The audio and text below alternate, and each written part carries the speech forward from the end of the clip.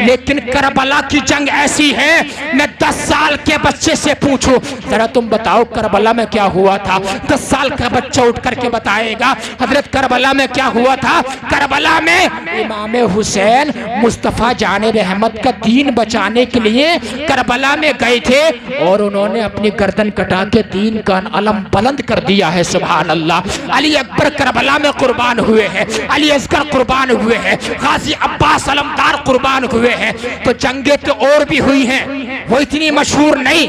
Karbala की जंग इतनी मशहूर क्यों है, नुक्ता देकर जा रहा हूँ, याद कर लेना, आगे भी लोगों को बता देना।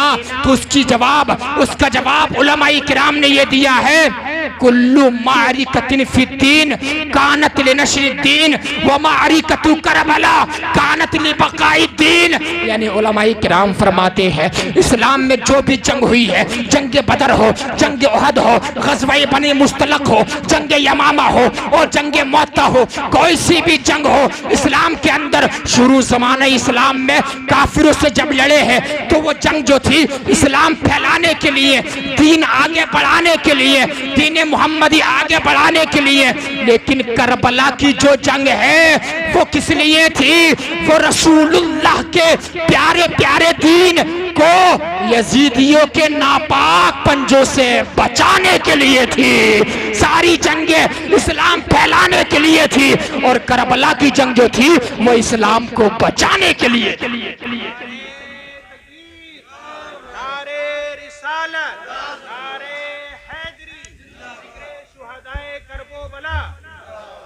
अंदाजा लगाइए आप। तो इमाम हुसैन ने जो ये कुर्बानी दी है वो किसके लिए दी है, इसी के लिए कि शादी में तुम्हारी माँ नाचती, हमारी माएँ नाचती हैं और हम देखते हैं, यानी कि बीवी नाच रही है, शोहर देख रहा है, माँ नाच रही है, बेटा देख रहा है, बेटी नाच रही है, बाप देख रहा है। मेरे भाई तेरी गैरत कहाँ चली गई है, जरा देखो करबला का तुमने मैदान नहीं पढ़ा है क्या, हजरत ज़ैनब का तुमने पर्दा नहीं देखा है क्या। अल्लाहु अकबर कबीरा, ऐसे ऐसे पर्दे थे, अगर मैं तारीख के फरक उलट दूं यकीन मानिए घंटों दरकार हैं। बस इतना समझ लीजिए कि यकीन मानिए हमारी माँ और बहनों के लिए कोई कैटरीना कैफ या कोई बंबई में काम करने वाली एक्टर उसके लिए मॉडल नहीं हो सकती है। मेरे नौजवान भाई के लिए कोई सलमान खान, शाहरुख खान, अमिताभ बच्चन, कोई क्रिकेटर वो मॉडल नहीं हो सकता है। बल्कि हमारे लिए अगर कोई मॉडल है तो वो हमारे नबी की जात हमारे लिए मॉडल है, सिद्दीक़ अकबर की जात हमारे लिए आइडियल है, फारूक आजम की जात हमारे लिए मॉडल है, उस्मान गनी हमारे लिए आइडियल है, मौला अली शेर खुदा हमारे लिए आइडियल है, इमाम हुसैन हमारे लिए आइडियल है, गौसे आजम हमारे लिए आइडियल है, गरीब नवाज हमारे लिए आइडियल है, साबिर पाक हमारे लिए आइडियल है, आला हजरत हमारे लिए आइडियल है। और ऐसे आइडियल है, किसी ने क्या खूब कहा था, अल्लाहु अकबर कबीरा। पहले आयत सुनिए, अल्लाह ताला ने फरमाया लक़द कान लकुम फी रसूलिल्लाहि उस्वतुन हसना, we should make him our ideal, we have lessons in good life अलैहि सलाम। नबी की जिंदगी में तुम्हारे लिए बेहतरीन आइडियल मौजूद है। मुसलमानों के बच्चों को इधर उधर नगा उठाने की जरूरत नहीं है, नबी की सुन्नत पे अमल कर ले, कसम खुदा की दुनिया में अल्लाह ताला बेशुमार इज्जतें अता फरमाएगा। मरने के बाद जब कब्र में जाएगा नबी वहां भी खुश हो जाएंगे, कल कयामत के दिन जाएगा नबी वहां पर भी मुस्कुरा जाएंगे। हम तो वादा करते हैं तोड़ देते हैं, अरे बंदों से वादा तो एकदम टूट जाता है, लोग अल्लाह ताला से वादा तोड़ देते हैं। इंसान दुआ करता है या अल्लाह आज के बाद नमाज नहीं छोड़ूंगा, तो उससे वादा है, सिर्फ 3 दिन नमाज पढ़ता है, चौथे दिन अपनी हालत पे आ जाता है। बस समझ, अल्लाह ताला से वादा तोड़ देता है इंसान। इंसान तो बहुत छोटी सी चीज़ है, जो खालिक है सबका, जो खालिकुल अंबियाई वर रसूल है, उससे वादा तोड़ देता है इंसान। तो वादा पूरा करना किसकी शान है, मोमिन की। मोमिन की अलामत वादा पूरा करना। और हुजूर की शान क्या थी मालूम है आपको बताऊं, हुजूर कैसे वादे पूरे करने वाले थे।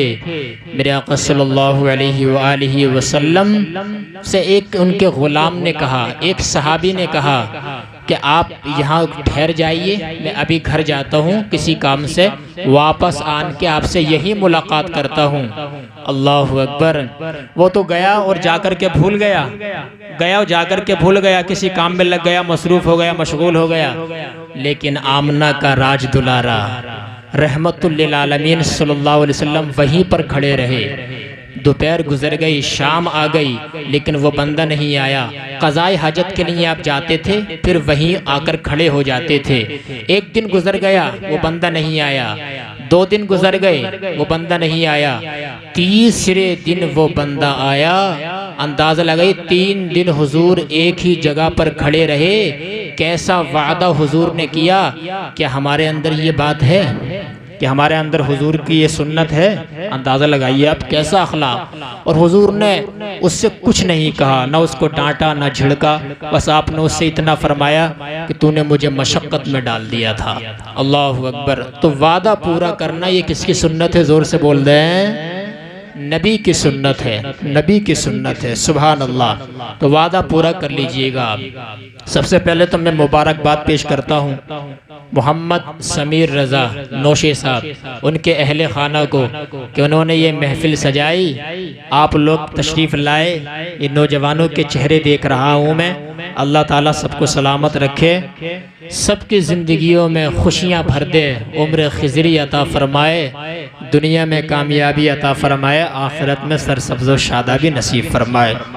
लोग तो नाचने वालियों को बुला के, लोग तो रक्कासाओं को बुला के रात के 3-3 बजे तक आंखें फाड़ते हैं, बदनिगाही का शिकार हो जाते हैं। लेकिन मुबारकबाद का लायक है मोहम्मद समीर रज़ा और उनके अहले खाना, इसलिए कि इन्होंने, लोग तो गमों के मौके पे अल्लाह व रसूल को याद करते हैं। कोई 10वें के मौके पे महफिल सजा के बैठ जाता है, कोई 20वें के मौके पे अल्लाह व रसूल की महफिल करता नज़र आता है, कोई 40वें के मौके पे अल्लाह व रसूल की महफिल करता है।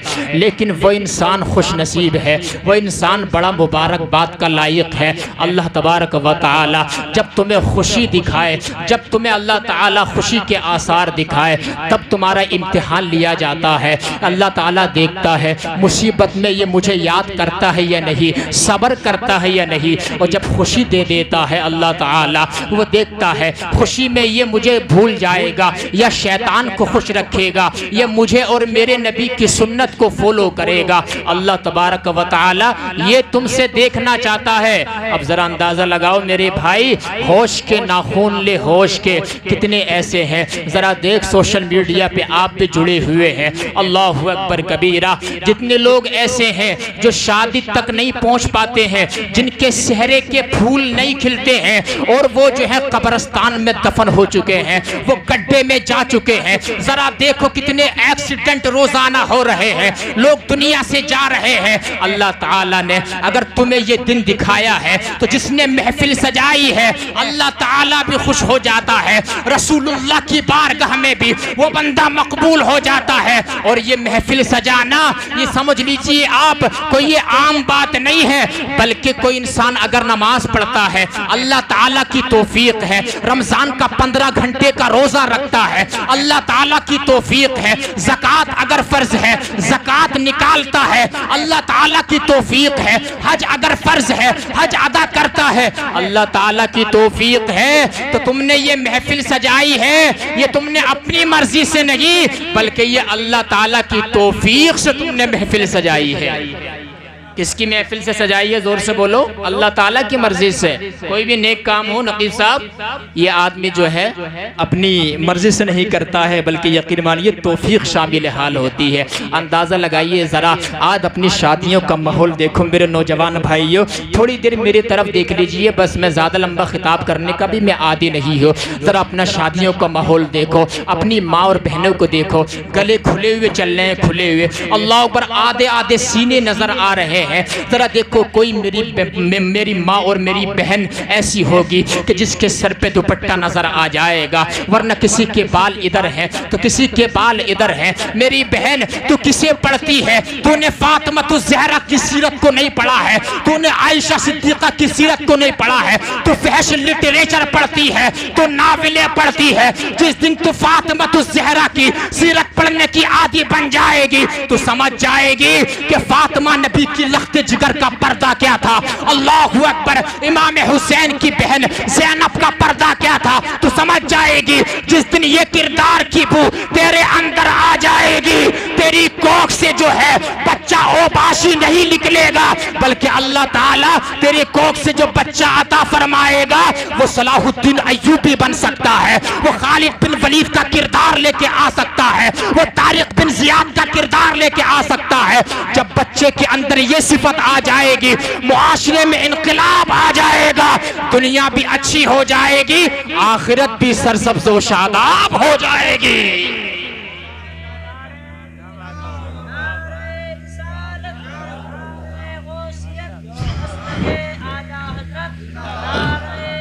अंदाजा लगाइए मेरे भाई, अल्लाहु अकबर। आज मैं आपको दर्द दिल पेश करके जाऊंगा और सुन के जाना पूरी तकरीर मैं क्या पेश करना चाहता हूँ। बहुत खुश नसीब हैं कि आप, जरूर नहीं है कि बहुत बड़ा मजमा हो तो उसी में तकरीर की जाएगी। आप थोड़े हैं मेरे लिए, मोहब्बत से सुन रहे हैं तो आप ही मेरे लिए काफ़ी हैं। बोल दो मोहब्बत से सुभान अल्लाह।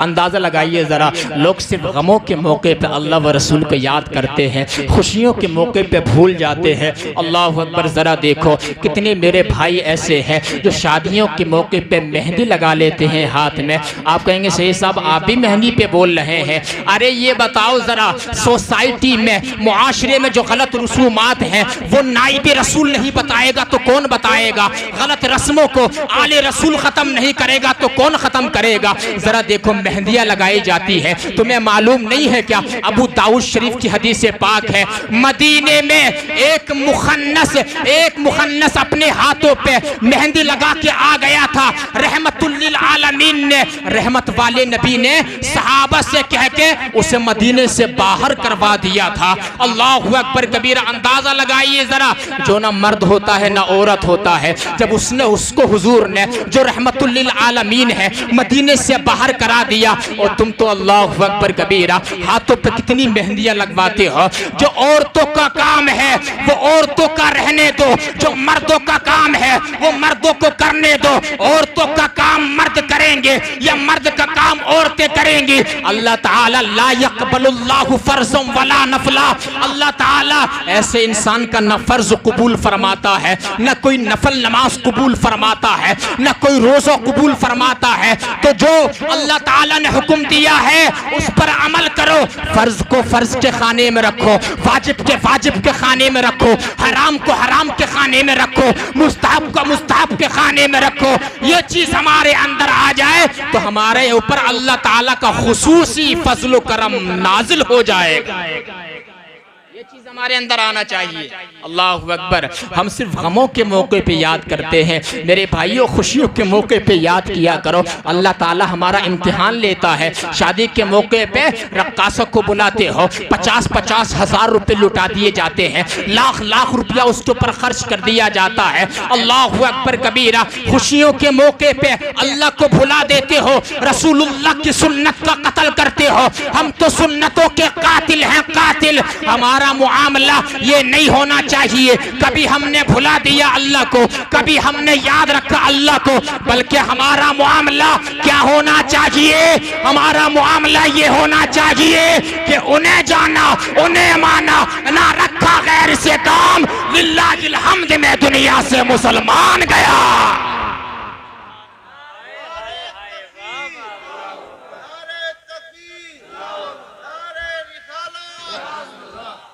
अल्लाह हमारा मामला ये होना चाहिए, हर मामले में अल्लाह व रसूल को याद करना चाहिए। बताओ याद करेंगे कि नहीं करेंगे? इसी में हमारे लिए भलाई है। वरना ज़रा देख लो हालात बदलने में वक्त नहीं लगता है। इंसान कहाँ से कहाँ आ जाए, बहुत ऊपर उड़ता है इंसान, एक वक्त ऐसा आता है बिल्कुल ज़बू हाली में चला जाता है। हमने देखे हैं शोहरत याफ्ते सितारे, हमने देखे हैं बड़े बड़े मालदार, हमने देखे हैं मर्सिडीज गाड़ियों में घूमने वाले, हमने देखे हैं बड़ी बड़ी बिल्डिंगों में रहने वाले, लेकिन अल्लाह ताला की जो पकड़ होती है ना, इन्ना बत्श रब्बिका लशदीद, ऐसी पकड़ होती है, यकीन मानिए कि इंसान बिल्कुल लाचार हो जाता है, बिल्कुल लाचार हो जाता है। तो हमारा मामला तो ये होना चाहिए। आओ ज़रा मैं अपनी बात आगे बढ़ा रहा हूँ। एक वली गुजरे हैं जिनका नाम है सैयदुना जुनैद बगदादी। क्या नाम लिया मैंने, जोर से बोल दें जरा, इधर वाले को बात समझ में आ रही है? क्या नाम है? जुनैद बगदादी। जुनैद बगदादी बड़े पीर साहब गौसे आजम के भी पीरों में आते हैं। बोलो यार सुभान अल्लाह। किसके पीरों में आते हैं? गौसे आजम के पीरों में आते हैं। हुजूर गौसे आजम से भी 200 साल पहले का जमाना है। किसका जमाना? जुनैद बगदादी का। सुभान अल्लाह, जुनैद बगदादी का।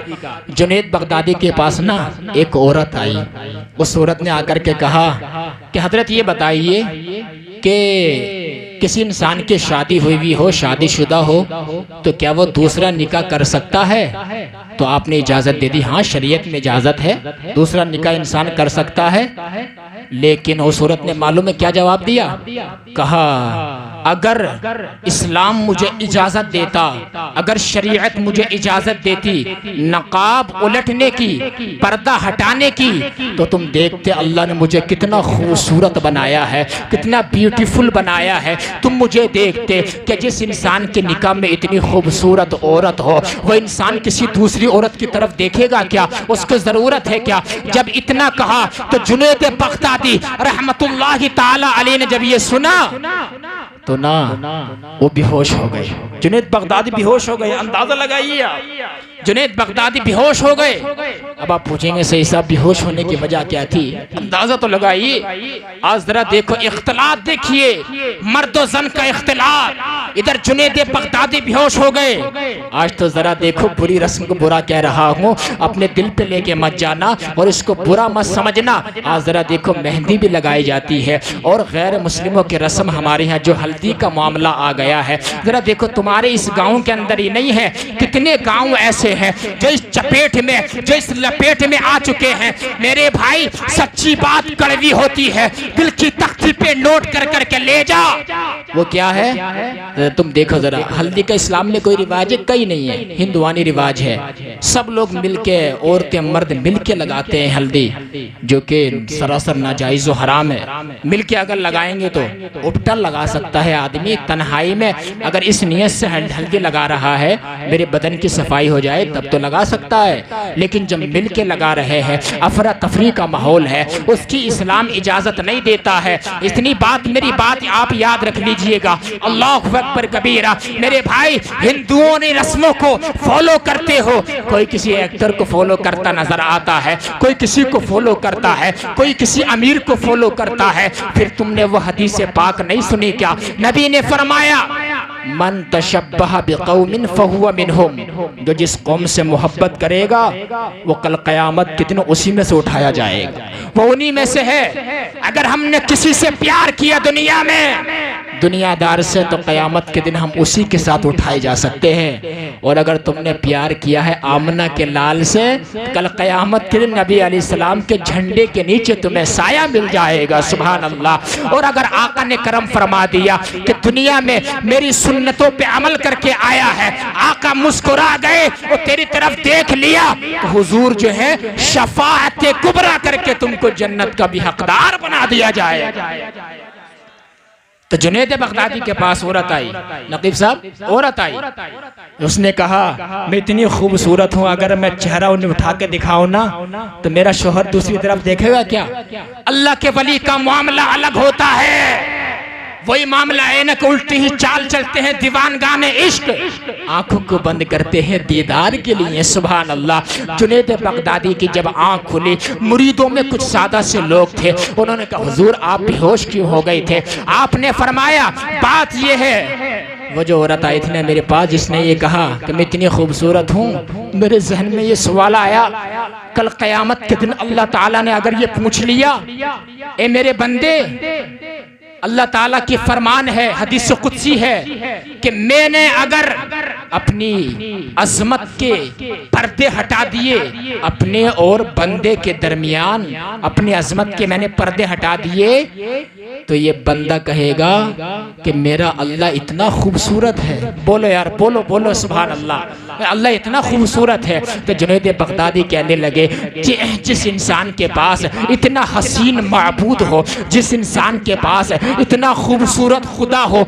उस इंसान के लिए क्या ये बनता है वो किसी दूसरे की तरफ देखना, उसके लिए उसको ज़रूरत क्या पड़ी है। जिस इंसान के पास इतना हसीन माबूद हो, वो नमाजों को छोड़ता कैसे है, वो रोज़ों को छोड़ता कैसे है, वो मस्जिद को वीरान कैसे करता है, वो जलसों को उजाड़ता क्यों है, वो शराब के अड्डों को आबाद क्यों करता है, वो जुए के अड्डे को आबाद क्यों करता है। मेरे भाई, अल्लाह ताला हसीन है तो नेकियों में रग़बत रखो, दिलचस्पी रखो।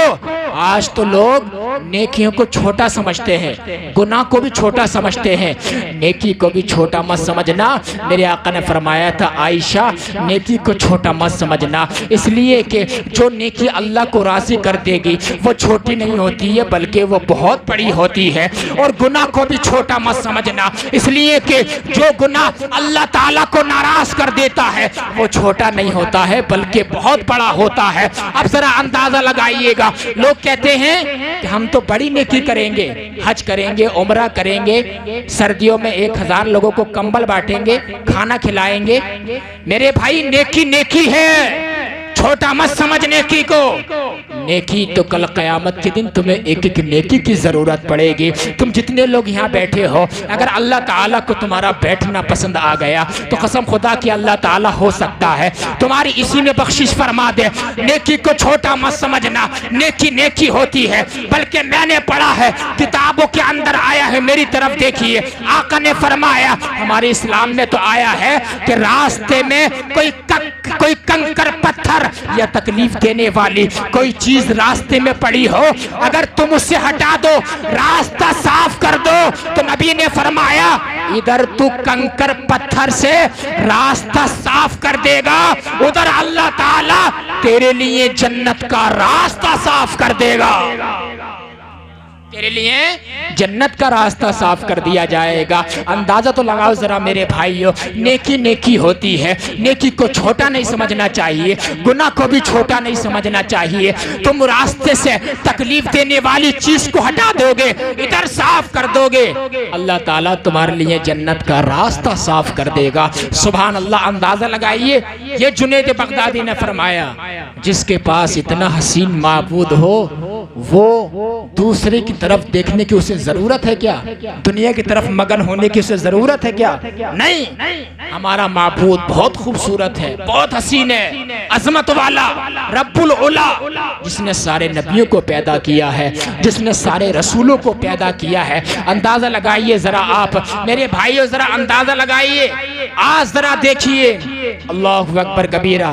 बताना चाहता हूँ मैं आपको, सैयदना इमाम आली मुकाम रज़ियल्लाहु ताला अन्हु ने जो हमारे लिए लाजवाल कुर्बानियां दी हैं, अंदाजा लगाइए वो यहाँ तक कैसे पहुँचे। अल्लाह ने उनको ये स्टेटस क्यों दिया, ये मकाम क्यों दिया?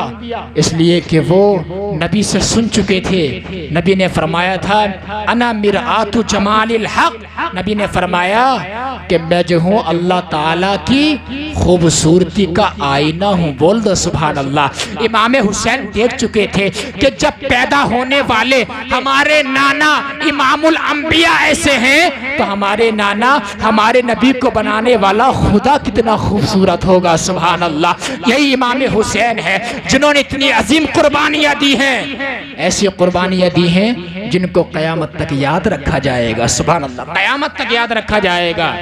अच्छा, यहाँ पे एक बात कह के गुजर जाता हूँ, मुहर्रम शरीफ का महीना भी आ रहा है, फिर मैं आपको और थोड़ी इस्लाह करूंगा।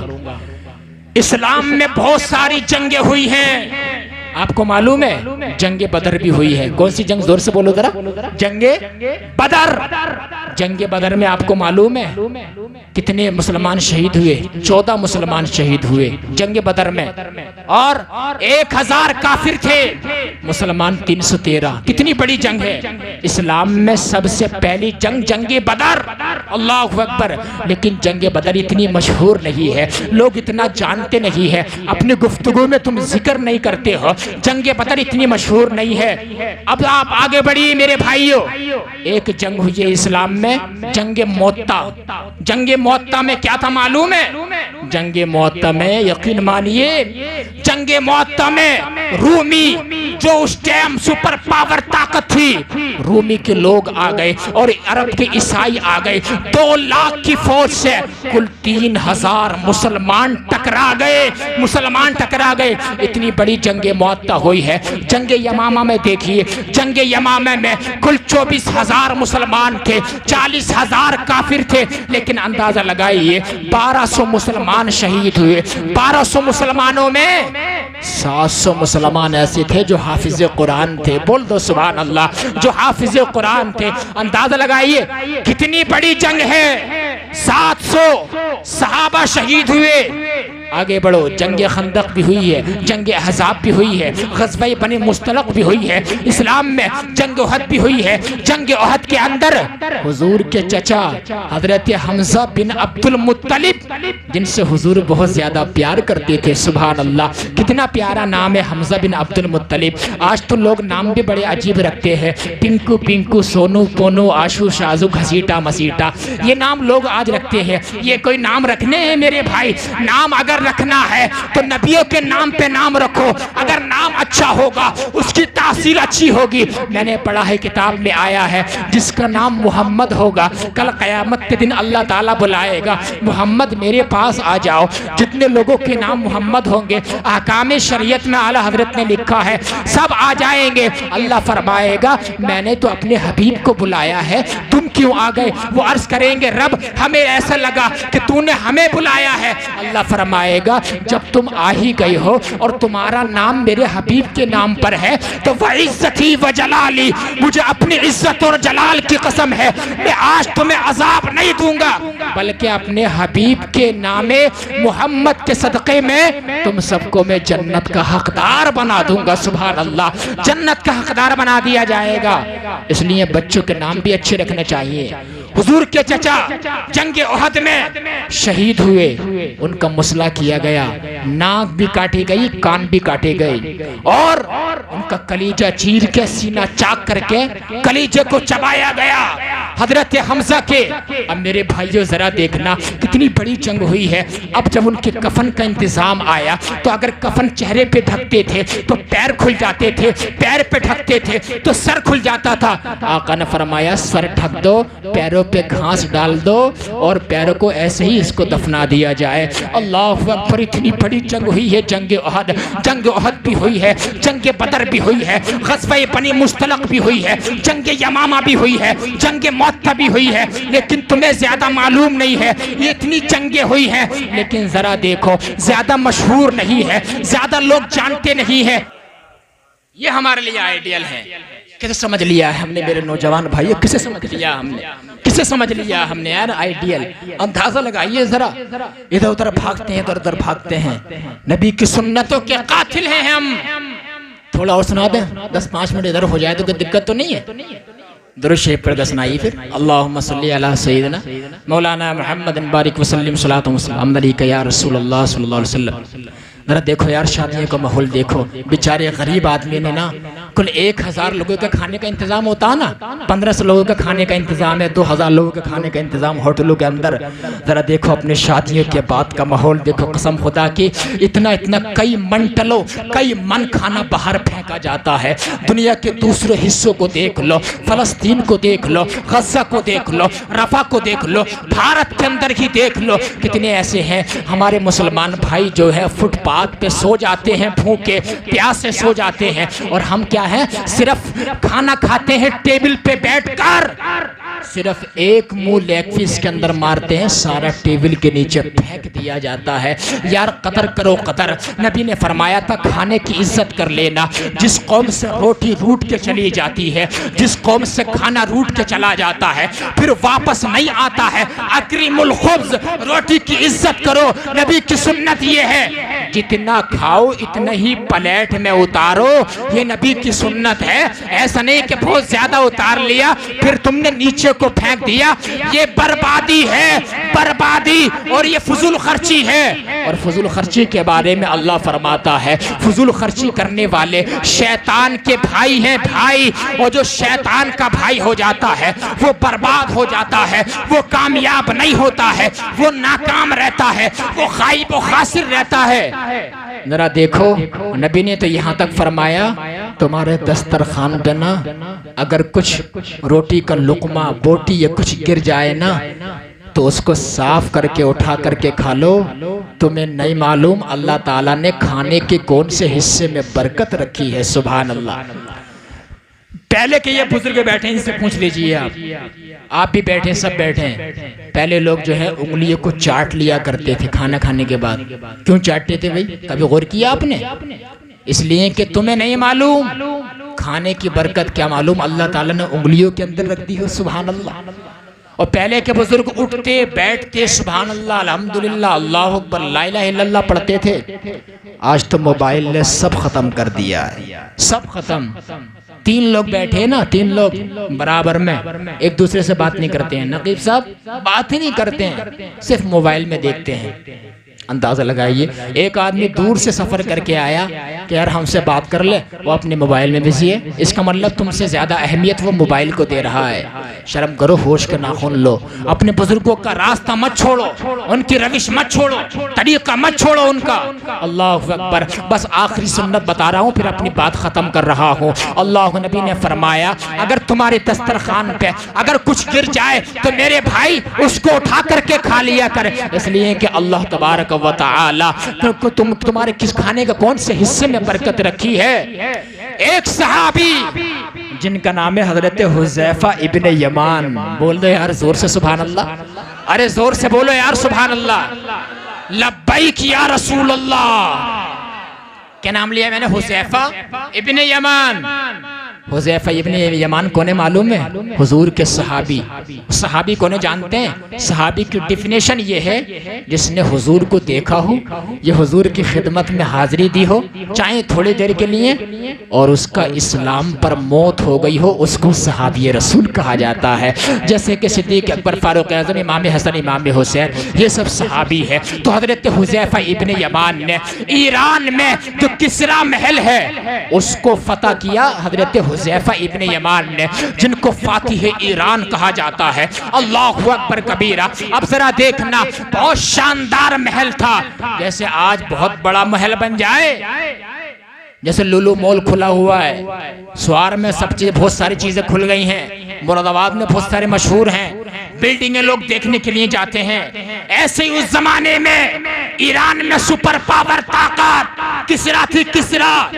हजरत हुज़ैफा इब्ने यमान को हुजूर ने जब अल्लाहु अकबर झंडा दिया, जाओ तुम फतह। हजरत फारूक आज़म का दौर खिलाफत है, जब वो फतह करने के लिए गए वहां के सारे पादरी निकल के बाहर आ गए और आने के बाद कहा, ए नबी के गुलाम, हम तुमसे जंग नहीं चाहते हैं, हम तुमसे लड़ाई नहीं चाहते हैं। कहा फिर क्या चाहते हो? मेरे नौजवानों सुनो, हमारे किरदार क्या थे, हमारे कैरेक्टर क्या थे, हमें देख कर के लोग मुसलमान हो जाते थे, कलमा पढ़ लेते थे। आज तू देख ले, अपने भाई कहा कि मुसलमान मार रहा है, मैंड मुसलमान काट रहा है। अगर 2 भाई हैं, वो एक मालदार हो गया, दूसरा गरीब हो गया, तो मालदार भाई गरीब से बोलने तैयार नहीं है, उसको शादी में बिठाने तैयार नहीं है, किसी दूसरे इंसान को ये बताने तैयार नहीं है कि ये मेरा भाई है। शर्म कर, होश के नाखून ले, इसी वजह से तुम बिखर गए हो।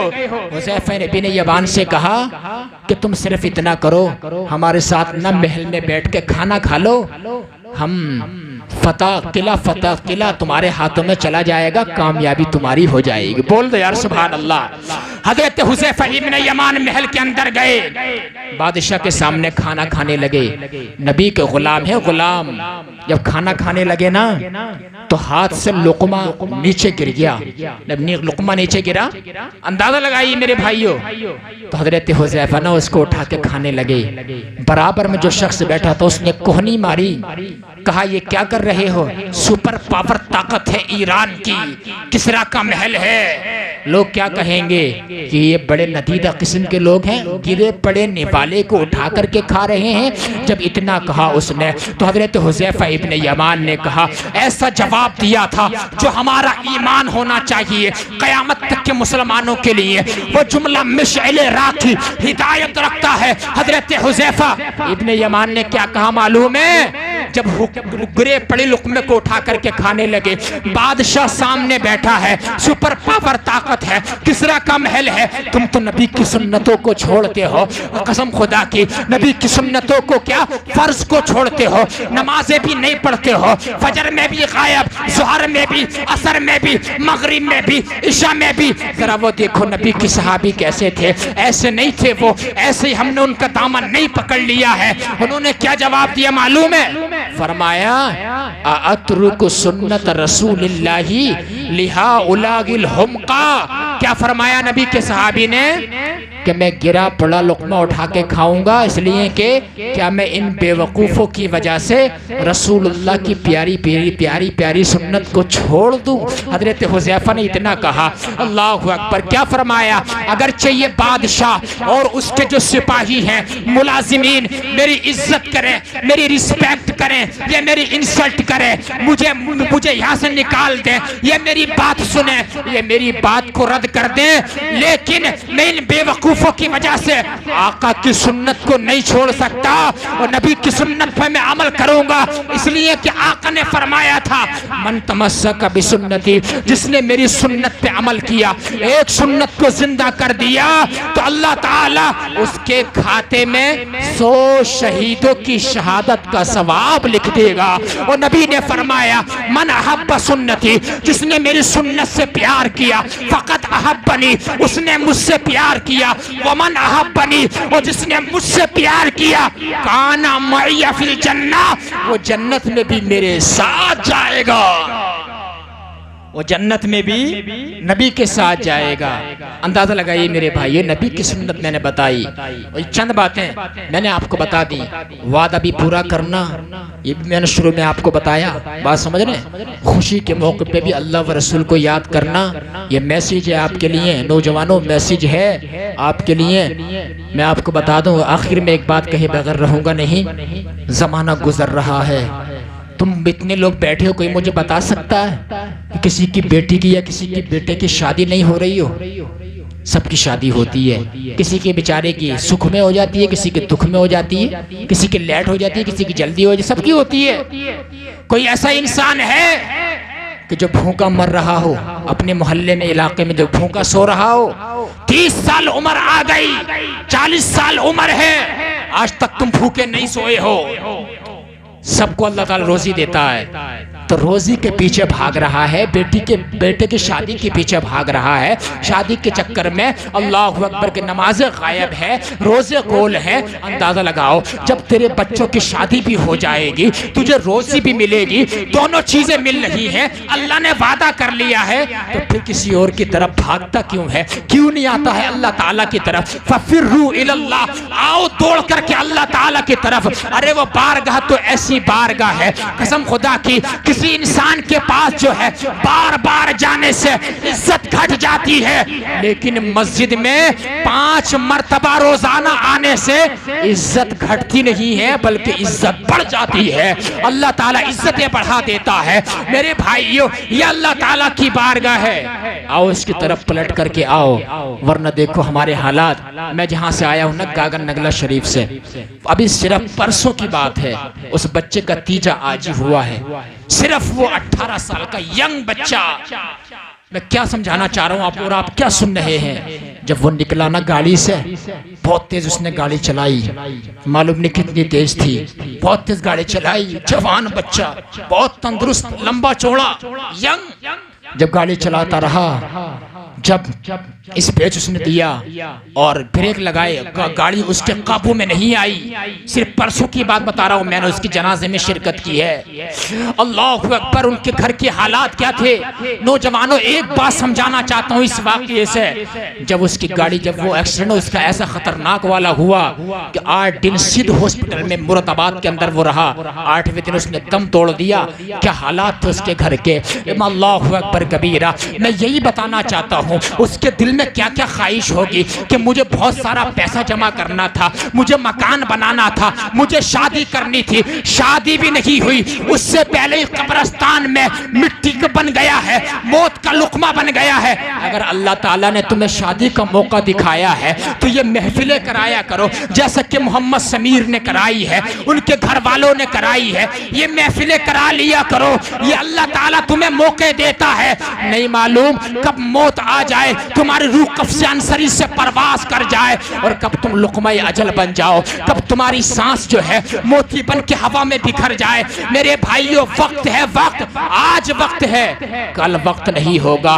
जो कल करना है वो आज कर, जो आज करना है वो अभी कर ले। अल्लाहु अकबर कबीरा। सिर्फ शैतान की बात मानेगा, रहमान की बात कब मानेगा, रसूलुल्लाह की बात कब मानेगा। कब तक नमाजों को छोड़ोगे, कब तक रोजों से भागोगे, कब तक जलसों का बाइकाट करोगे, कब तक जो है अल्लाहु अकबर कबीरा रक्कासाओं को बुला के 2-2 लाख रुपए में महफिलें सजाओगे। ये महफिल भी खत्म हो जाएगी, जवानी भी खत्म हो जाएगी, गुनाह भी तुम्हारे खाते में लिख जाएगा।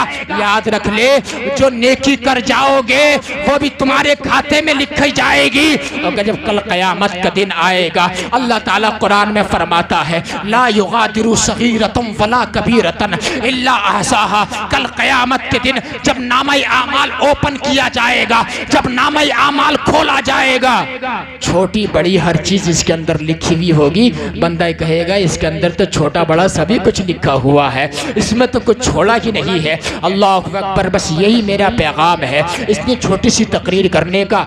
इस पैगाम को अपने दिल में उतार लो, आका से प्यार करो, नबी के करीब आ जाओ। ऐसे ही हम सहाबा और अहले बैत से मोहब्बत के दावे करते हैं। इमाम गज़ाली ने लिखा है, जो मोहब्बत का दावा करता है और उस पर अमल ना करे, वह इंसान अपने दावे में झूठा है, झूठा, वो पक्का नहीं है। अल्लाह अकबर। महफिल ज़्यादा लंबी चलाने से कोई फ़ायदा नहीं है। फजर की नमाज भी तर्क हो सकती है, नमाज पढ़ा करो, रोज़े रखा करो। वही इंसान याद रह जाएगा जिसके अखलाक अच्छे होंगे, जो किसी से अलकसाता नहीं होगा, जिसके अंदर मिलनसारी होगी। लोग कहेंगे इंसान था गरीब लेकिन था बहुत अच्छा, बड़ा अच्छा अखलाक का मालिक था। और एक इंसान बहुत पैसे वाला था लेकिन तकब्बुर था, उस इंसान से कोई प्यार नहीं करता है। अल्लाह अकबर। ये मेरा मैसेज है। अल्लाह तबारक व तआला की बारगाह में दुआ है, मौला इस पे अमल करने की तौफीक अता फरमाए। जिन्होंने महफिल सजाई, अल्लाह ताला इस महफिल की बरकत से मोहम्मद समीर, नौशे मियाँ, उनके आने वाली मनकूहा, उनके दुल्हन के दरमियान खूब मोहब्बत अता फरमाए, तमाम तर ज़मीनी आसमानी बलाओं से महफूज फरमाए, आने वाली तमाम परेशानियों से दूर फरमाए। अल्लाह ताला आपको सलामत रखे, सरसब्ज़ो शादाब रखे। आपका जलसा पाइंदाबाद, हम सब लोग जिंदाबाद। अल्लाह तबारक व तआला हम सब पर खासूसी फज़्ल व करम फरमाए। अस्तग़फिरुल्लाह रब्बी मिन जमीइ मा करिहल्लाहु क़ौलन फ़िअलन समअन नाज़िरन वला हौला वला कुव्वता इल्ला बिल्लाहिल अलिय्यिल अज़ीम। फिर आपने मौका दिया, इंशाअल्लाह फिर कभी आपको सुना करके जाएंगे। एक मरतबा कलमा शरीफ पढ़िए, ईमान ताज़ा हो जाएगा। ला इलाहा इल्लल्लाहु मुहम्मदुर रसूलुल्लाह।